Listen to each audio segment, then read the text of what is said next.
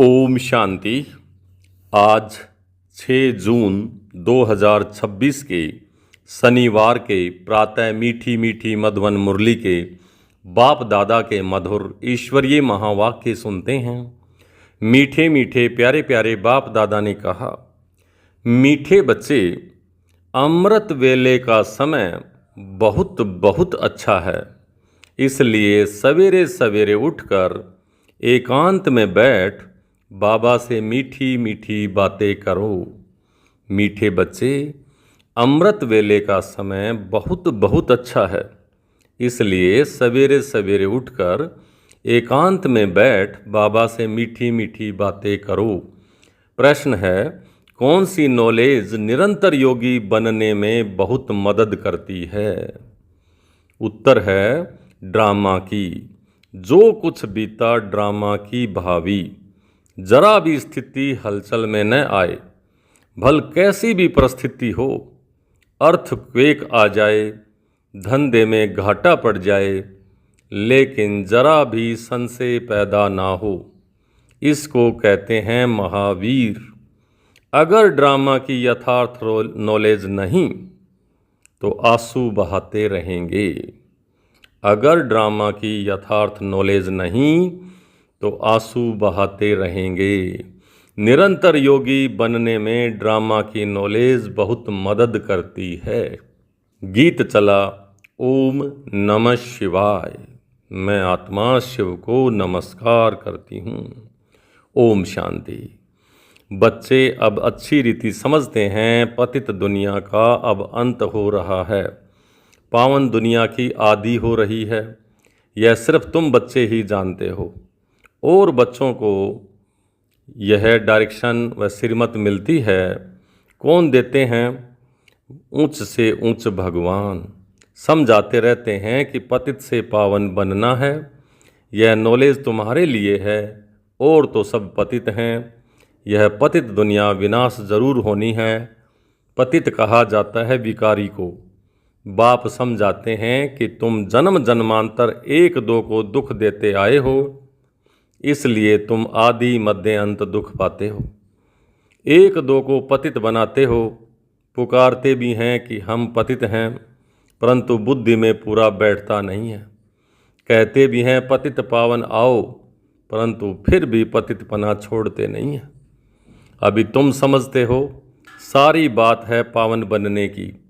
यह समझाने वाला भी तो कोई चाहिए। समझाने वाला है ही एक, बाकी यह जो गुरु लोग हैं, यह किसी को पावन बना नहीं सकते। पावन भी सिर्फ एक जन्म के लिए नहीं, जन्म जन्मांतर के लिए बनना है। तुम्हारे में भी जो ज्ञानवान हैं वे तीखे होते हैं, ड्रामा अनुसार वह नूंद है। तुम्हारे में भी महावीर पना चाहिए, वह आएगा बाप की याद में रहने से। बाप बहुत अच्छी रीति बैठ समझाते हैं। जैसे बाबा कहते हैं कि सवेरे उठकर याद करो, वह समय बहुत सुंदर है याद करने का, जिसको प्रभात कहा जाता है।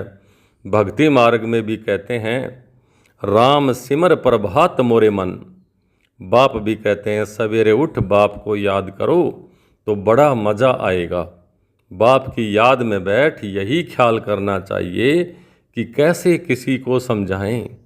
अमृत वेले का वायुमंडल बड़ा शुद्ध रहता है। दिन में तो गोरख धंधा रहता है, रात को 12 बजे तक तो विकारी वायुमंडल रहता है। साधु संत भक्त आदि सब भक्ति भी प्रभात को ही करते हैं। यूँ तो यदि दिन में भी कर सकते हैं, याद दिन में भी कर सकते हैं, धंधे में भल रहे। बुद्धि का योग जिस देवता का पुजारी होगा उसके पास होगा, परंतु ऐसा किसी का रहता नहीं है। भक्ति मार्ग में सिर्फ दर्शन के लिए मेहनत करते हैं, मिलता कुछ भी नहीं। उनको भी भक्ति करते करते तमो प्रधान बनना ही है। भक्ति मार्ग में भी शिव पर बलि चढ़ते हैं, जिसको कांसी कलवट कहते हैं। शिव को याद करते करते कुएं में कूद पड़ते हैं, शिव के ऊपर बलि चढ़ते हैं। वह है भक्ति मार्ग की बलि, यह है ज्ञान मार्ग की बलि। वह भी मुश्किल, यह भी मुश्किल। भक्ति मार्ग में इससे कुछ फ़ायदा नहीं, यह जैसे आत्मा अपने शरीर का घात करती है। यह कोई ज्ञान नहीं है। वह भी कह देते हैं आत्मा सो परमात्मा। आत्म अभिमानी तो एक बाप ही है जो बच्चों को समझाते हैं कि परमात्मा तो मैं एक ही हूँ। हम आत्मा सो परमात्मा कहना यह बड़े से बड़ी झूठ है। यह तो हो नहीं सकता। बाप कहते हैं मैं आता ही हूँ पतितों को पावन बनाने, सो पावन बना रहा हूँ। बाकी तो ड्रामा में जो होना है सो होगा ही। समझो अर्थक्वेक होती है, छत गिर जाती है, कहेंगे भावी कल पहले भी ऐसे ही हुआ था। इसमें जरा भी हिलने की दरकार नहीं। ड्रामा पर पक्का खड़ा रहना है। इसको ही महावीर कहा जाता है। एक्सीडेंट आदि तो ढेर के ढेर होते रहते हैं, फिर किसकी रक्षा करते हैं क्या? यह तो ड्रामा में नूंद है। ऐसा ही ड्रामा में पार्ट है। जो ड्रामा को नहीं जानते वह देह को याद कर आंसू बहाते हैं। वह कभी शिव बाबा को याद नहीं कर सकते, क्योंकि शिव बाबा से प्यार नहीं है, सच्ची प्रीत नहीं है। बाप के साथ तो पूरी प्रीत होनी चाहिए। शिव बाबा के साथ प्रीत बुद्धि तुम कल्प कल्प बनते हो। देवताओं की बाप के साथ प्रीत बुद्धि थी, ऐसे नहीं कहेंगे। उन्होंने इस प्रीत से यह पद पाया है। वहाँ तो मालूम भी नहीं रहेगा कि सारे कल्प में तुमको शिव बाबा का पता भी नहीं रहता है जो प्रीत रख सको। अभी बाप ने अपना परिचय दिया है। अब बाप कहते हैं कि और संग तोड़ मुझ एक साथ जोड़ो। यह विनाश काल तो जरूर है, यह भी तुम बच्चे जानते हो। मनुष्य तो बिल्कुल ही घोर अंधियारे में है। तुम अभी समझते हो। हमको तो बाप से पूरा वर्षा लेना है। याद बिगर सतो प्रधान नहीं बन सकेंगे। सर्जन बन अपने रोग को देखना है। श्रीमत पर देखना है कि हमारी बाप के साथ कितनी प्रीत है। अमृत वेले ही बाप को याद करना अच्छा है। प्रभात का समय बहुत अच्छा है। उस समय माया के तूफान नहीं आएंगे। रात को 12 बजे तक तपस्या करने का कोई फ़ायदा नहीं है, क्योंकि टाइम ही गंदा होता है। वायुमंडल खराब रहता है, तो 1 बजे तक छोड़ देना चाहिए। 1 के बाद वायुमंडल अच्छा रहता है। बाप कहते हैं अपना तो है ही सहज राजयोग, बल आराम से बैठो। बाबा अपना अनुभव भी सुनाते हैं, कैसे बाबा से बातें करता हूँ। बाबा कैसा वंडरफुल यह ड्रामा है। आप कैसे आकर पतित से पावन बनाते हो, सारी दुनिया को कैसे पलटाते हो। बड़ा वंडर है। जैसे बाप को ख्याल आते हैं वैसे बच्चों को भी आने चाहिए। कैसे मनुष्यों का बेड़ा पार करें अथवा कैसे नैया पार करें। बाप कहते हैं तुम पुकारते रहते हो हे पतित पावन आओ, अब मैं आया हूँ। अब तुम पतित न बनो, पतित होकर सभा में आकर नहीं बैठो, नहीं तो वायुमंडल अशुद्ध कर देते हो। बाबा को मालूम तो पड़ता है। दिल्ली में, बॉम्बे में ऐसे विकार में जाने वाले आकर बैठ जाते थे। गाया हुआ है असुर आकर विघन डालने बैठते थे। विकार में जाने वाले को असुर कहा जाता है। वायुमंडल को खराब करते हैं। उनके लिए सज़ा बहुत कड़ी है। बाबा समझाते तो सभी बातें हैं, फिर भी अपना घाटा करने के सिवाय रहते नहीं। झूठ भी बोलते हैं, नहीं तो फौरन लिख देना चाहिए बाबा हमसे यह भूल हुई, क्षमा करना। अपना पाप लिख दो, नहीं तो वृद्धि को पाते रहेंगे और रसातल में चले जाएंगे। आते हैं कुछ लेने के लिए और ही कान कटा लेंगे। यह भी ड्रामा में पार्ट है। ऐसे असुर कल्प पहले भी थे, अब भी हैं। अमृत छोड़ विष पीते हैं, अपना ही घात करते हैं, औरों को भी नुकसान पहुंचाते हैं, वायुमंडल खराब कर देते हैं। ब्राह्मणियाँ भी सब एक समान नहीं हैं। महारथी, घुड़सवार, प्यादे सब हैं। तुम बच्चों को अथाह खुशी होनी चाहिए। बाबा मिला और बाकी क्या। हाँ, अपने बच्चों आदि को ज़रूर संभालना है। ऐसे नहीं कि बाबा यह सब आपके हैं, अब आप संभालो, हम तो आपके बन गए।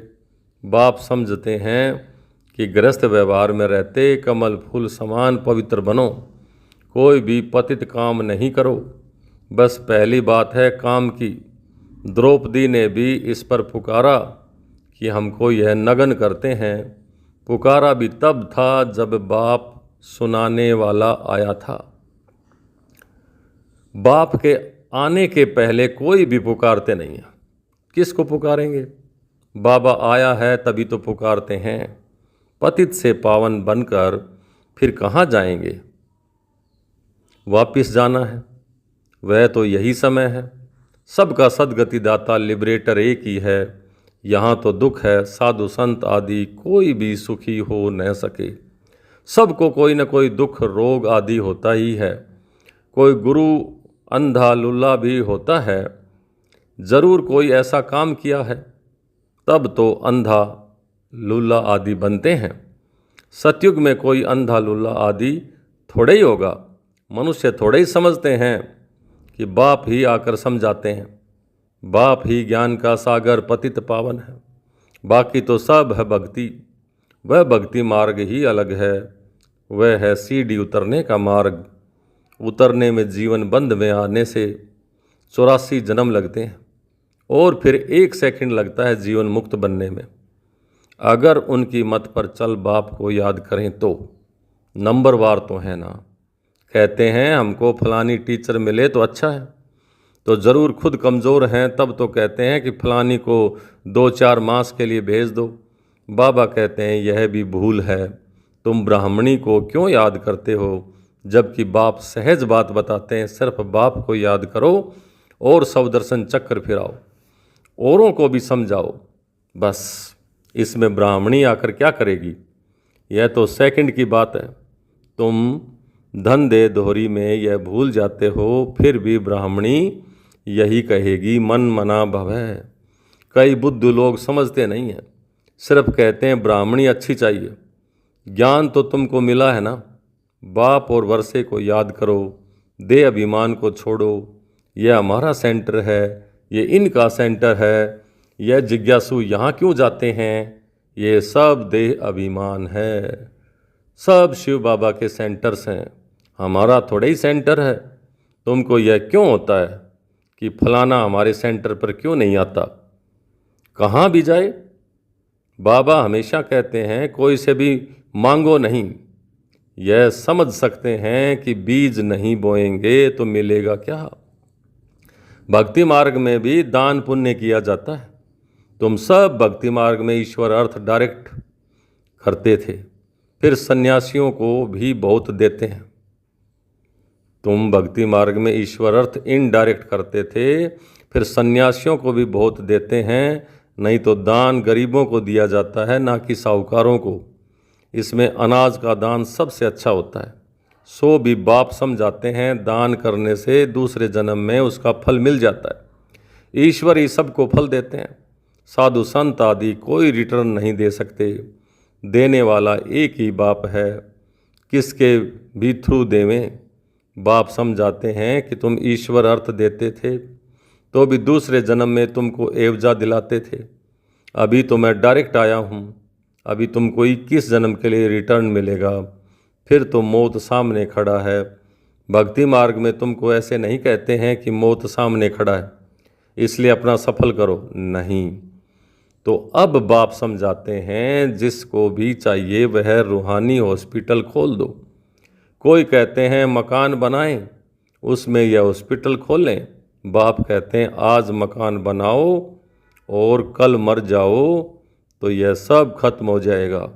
शरीर पर भरोसा नहीं है, जो है उसमें ही तब तक एक कमरा रख दो जिसमें रूहानी हॉस्पिटल रूहानी कॉलेज बनाओ। बहुतों का कल्याण करेंगे तो बहुत उच्च पद पाएंगे। अच्छा मीठे मीठे सिकली दे बच्चों प्रति माता पिता बाप दादा का याद प्यार और गुड मॉर्निंग। रूहानी बाप की रूहानी बच्चों को नमस्ते। हम रूहानी बच्चों की रूहानी बाप दादा को याद प्यार गुड मॉर्निंग और नमस्ते। धारणा के लिए मुख्य सार पहला, श्रीमत पर अपने आप को देखना है कि इस विनाश काल में मेरी एक बाप से सच्ची प्रीत है और सब संग तोड़ एक संग जोड़ा है। कभी कोई विक्रम करके असुर तो नहीं बनते, ऐसी चेकिंग कर स्वयं को परिवर्तन करना है। दूसरा, इस शरीर पर कोई भरोसा नहीं, इसलिए अपना सब कुछ सफल करना है। अपनी स्थिति एक रस अचल अडोल बनाने के लिए ड्रामा के राज को बुद्धि में रख कर चलना है। आज का वरदान, बार बार हार खाने की बजाय बलिहार जाने वाले मास्टर सर्वशक्तिमान विजयी भव। बार बार हार खाने की बजाय बलिहार जाने वाले मास्टर सर्वशक्तिमान विजयी भव। स्वयं को सदा विजयी रतन समझकर हर संकल्प और कर्म करो तो कभी भी हार हो नहीं सकती। मास्टर सर्वशक्तिमान कभी हार नहीं खा सकते। यदि बार बार हार होती है तो धर्मराज की मार खानी पड़ेगी और हार खाने वालों को भविष्य में हार बनाने पड़ेंगे। द्वापर से अनेक मूर्तियों को हार पहनाने पड़ेंगे। इसलिए हार खाने की बजाय बलिहार हो जाओ। अपने संपूर्ण स्वरूप को धारण करने की प्रतिज्ञा करो तो विजयी बन जाएंगे। आज का स्लोगन, कब शब्द कमजोरी सिद्ध करता है, इसलिए कब करेंगे नहीं अब करना है। कब शब्द कमजोरी सिद्ध करता है, इसलिए कब करेंगे नहीं अब करना है। ये अव्यक्ति सारे सदा हर्षित रहने के लिए अपनी नेचर को सरल बनाओ, सहनशील बनो। इस बेहद की स्टेज पर मैं खिलाड़ी हूँ। यह खिलाड़ी की स्टेज सदा हर्षित मुख रहने का अनुभव कराती है। किसी भी प्रकार की कोई भी बात जिसको दुनिया वाले आपदा समझते हैं, लेकिन खिलाड़ी बने खेल करने वाले और साक्षियों खेल देखने वाले ऐसी आपदा के रूप को खेल समझ सहनशीलता की शक्ति से मनोरंजन का अनुभव करते हैं। अच्छा, ओम शांति।